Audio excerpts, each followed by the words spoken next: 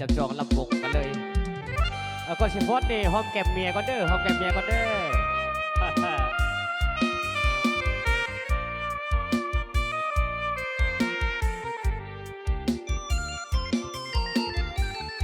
มื่อท่านทางสองไม้ปองเป็นคู่กันแล้ว ได้เป็นผัวทิพย์เมียแก้วแน่แล้วก็ความสุขสันต์หวังห่วมชีวิตจิตใจไว้อกเดียวกันต่างก็ศรัทธายืนมั่นไว้ฝันถึงวันวิวาห์พ่อแม่ญาติมี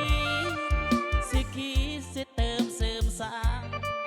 สวยเป็นพลาทุกอย่างให้สมดังปรารถนา ให้คู่สมรสสมฮักสมนางโอลาพี่น้องเพื่อนฝูงทั่วหน้าต่างก็มาเพื่อความอวยใสส่งความฮักให้ยืนยาวมานั้นอย่าแปรผันสู่วันแก่เขาลงไปทราบสิ้นเงินทองก็จงลงน้องหลั่งไหลแม้นเกิดลูกหญิงชายให้เลิฟด้วยปาฏิหาริย์บาดนี้ทั้งสองสมปองเป็นคู่กันแล้วได้เป็นผัวทิพย์เมียแก้วแน่แล้วก็ความสุขสันต์เมื่อยามผิดพลาดปิดไปอภัยให้กันดวงใจสองจงยึดมันออกคำขวัญผัวเดียวเมียเดียวเอาก่อนได้ยังเกี่ยวในเด้อเสือเกี่ยวเนาะเมื่อเกี่ยวเฮ้ยมีคำมีคุณเด้อก็ให้มีหังมีเนาะยิ้มโซให้เกียรติซึ่งกันและกันเด้ออะไรยิ้มเป็นแห่งใจก็ต้องสุขอยู่วันจะเนาะ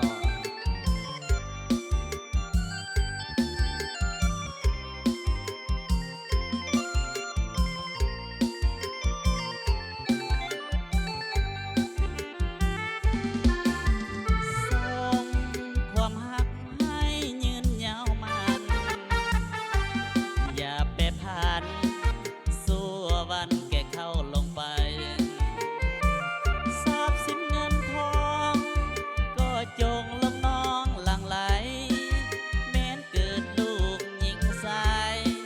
ให้เลิกด้วยปาฏิหาริย์บาดนี้ทั้งสองสมปองเป็นคู่กันแล้วได้เป็นผัวทิพย์เมียแก้วแน่แล้วก็ความสุขสันต์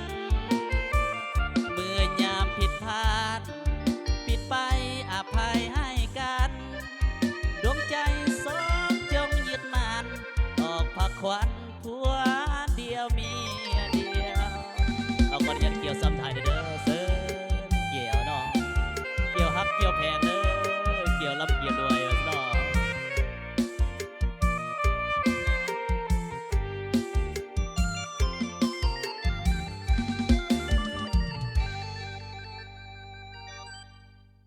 ขออนุญาตเป็นเกียรติตบมือสมเสยให้เกียรติเนาะทั้งคุณสมรสเด้อเนาะขอให้คำคูณเนาะขอให้เนาะทักแพงกันจนว่าสู้กันละนานเด้อทั้งคู่บ่าวสาวสปองงานวันนี้เนาะกันว่าเป็นงานสุขสันต์เนาะในวันวิวาห์มหามงคลเนาะสปองงานค่ำคืนวันนี้เนาะโดยเฉพาะก็